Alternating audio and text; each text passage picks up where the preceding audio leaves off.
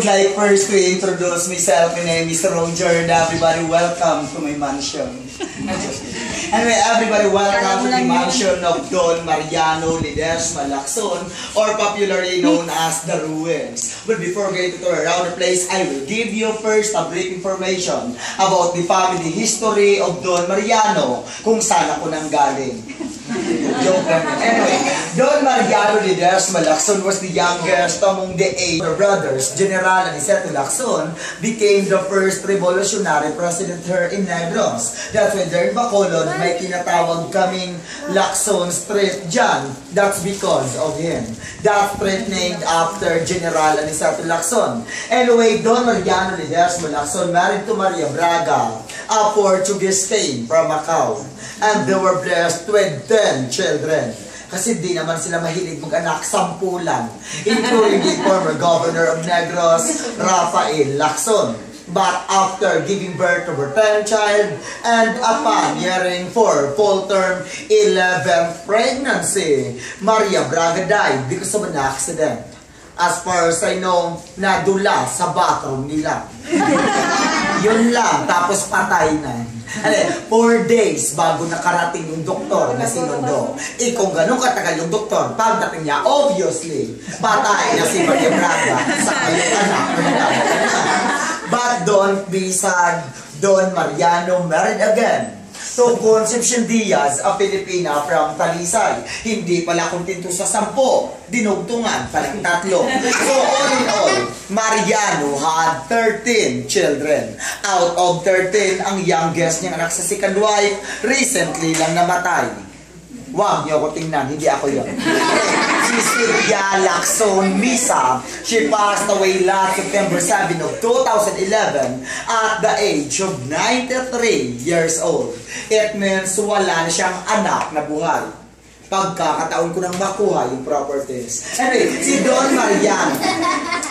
Mariano ang isa sa nagmamayari ng pinakamalawak na sugarcane plantation dito. And specifically, it's 440 hectares. But then, dinivide niya yon sa 10 niyang anak, hindi kasama yung 3.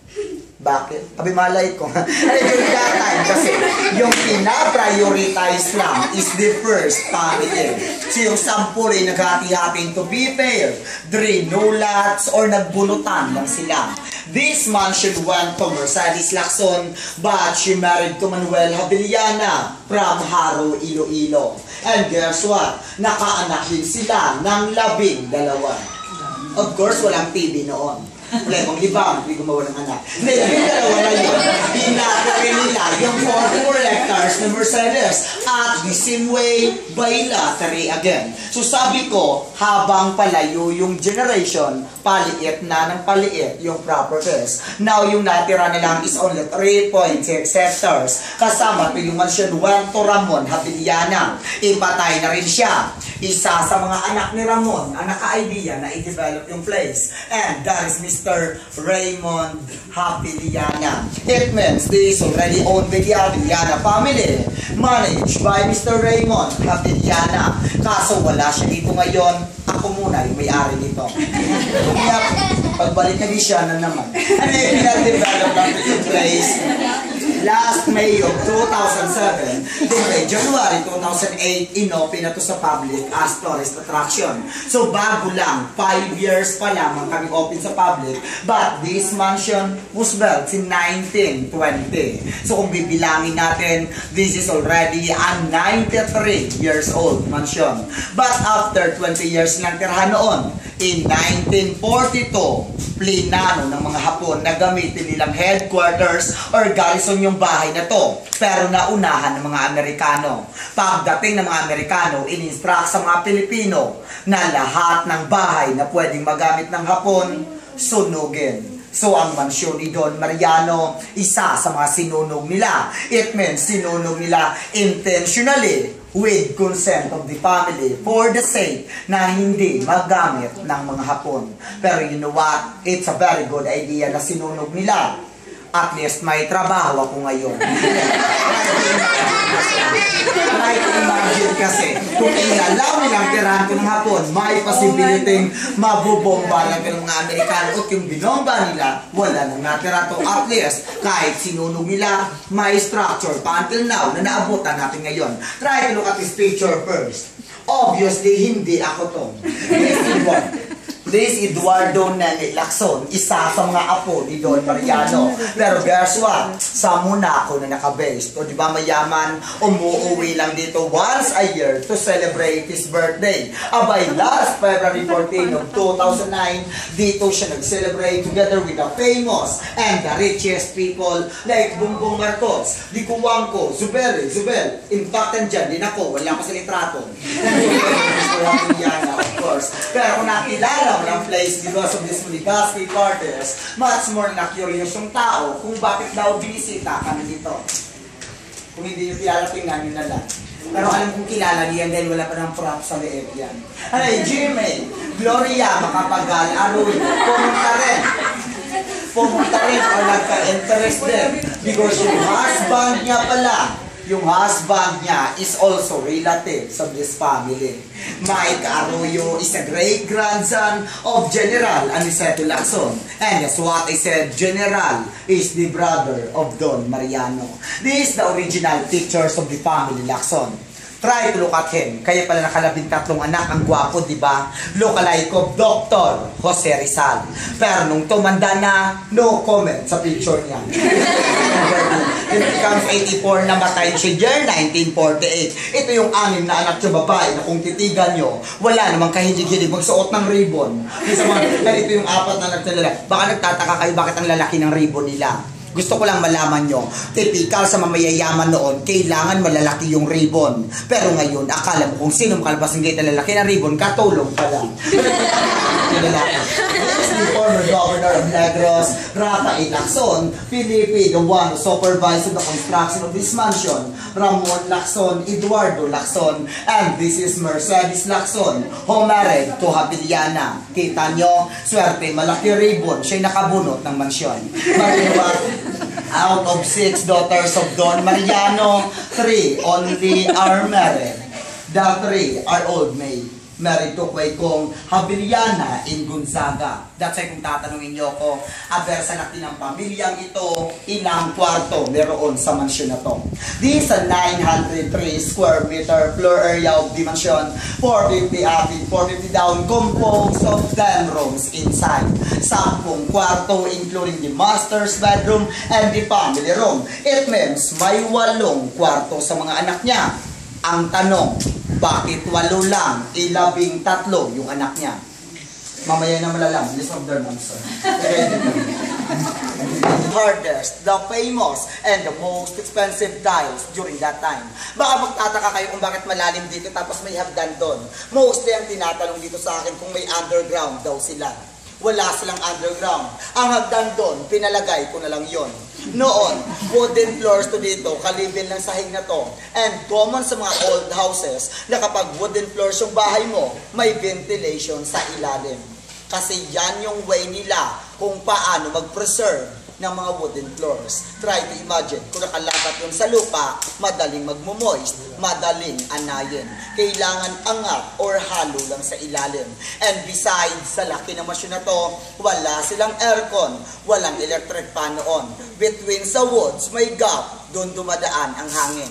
And take long, kahit gaano kalaki or kaliit yung bahay mo, kung may ventilation sa ilalim, malamig pa rin sa loob. That is the main entrance of the mansion, and that is the side entrance. Facing their side entrance is their original staircase going up, and obviously going down. Isa naman yan dyan. And dyan yun makikita yung Belvedere na tinatawag nila. Itanong nyo lang sa akin kung ano yung Belvedere. Huwag nyo na pa-spell sa akin yun. Belvedere, that's a Spanish word. It means it can afford a beautiful view.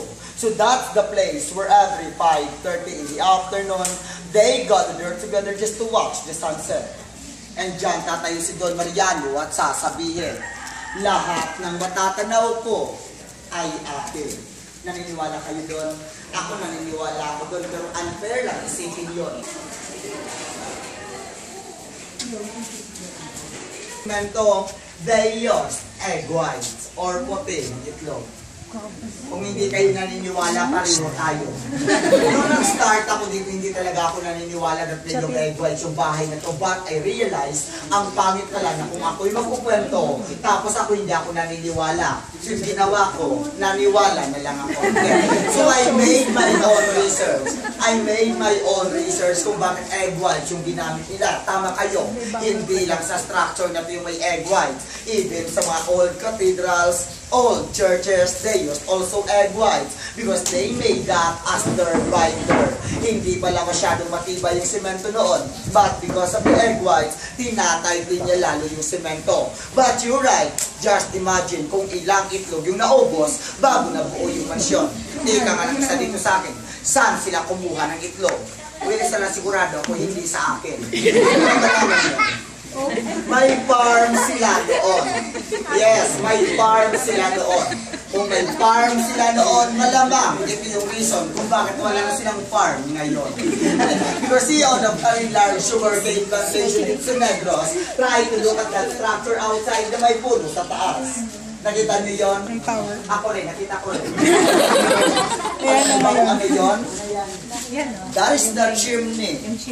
That is the chimney of their Muscovado sugar mill. Or they made their own Muscovado sugar during that time manually. Kalabaw yung umiikot dyan just to extract the juice from the sugar cane. Ilalagay sa large vats, doon niluluto yung asukal. Ang tawag nila dyan in Spanish words, batina, di vapor, di horno, ekonomiko. Mahirap, asparera na lang para madali. Kung parang binubuan ng puro dun sa taas, they call that bird dropping or maybe dala ng ibon. Napakapangit naman kung magpakat ako ng gardener doon para magtanim doon. But part also of this mansion is that original fountain since 1920. Yes, you're right. That's an original fountain except the water. Original tubig dyan. And most of tinatanong dito sa akin, aber komplinado dati ng mga Japanese na gamitin nilang headquarters or garrison yung bahay na to, paano daw nila natunton yung lugar. Kasi in fact, nakatago naman ito yung gamitin of their sugarcane plantation. Sila, kayo, ako, kung walang binagturo sa atin, hindi natin makikita to. Well, according to their history, huli nang nalaman ng mga Lacson that their gardener were informer of the Japanese. And mostly ang tawag natin sa kanila, mga makapili. Pero sa kaso nila, hindi natin sila pwede matawag na makapili. Because when we say makapili, Pilipino na nagtraidor sa kapwa Pilipino. But then I found out, hindi Pilipino yung hardinero nila, at Japanese gardener. Ang tanong, bakit nag-guard sila ng Hapon, marami mga Pilipino. That time pala, kung may pera ka lang naman, at kung gusto mong gumanda yung garden mo, Japanese yung kunin mo. Kasi sila rin yung magaling sa landscaping. I-afford lang bayaran yun. Kumuha sila. Hindi nila alam na yung na-hire nila, spy ng mga Hapon. Before pala nagka-World War II, nagpakalat na ng spy dito yung mga Japanese. Not only gardener, they have their photographer, bicycle vendor, and barbero. Photographer, para makuna ng picture lahat ng place na gusto nilang i-occupy at ipapadala doon. Bicycle vendor, para maikot yung buong lugar at maghanap ng place na pwedeng ma-occupy.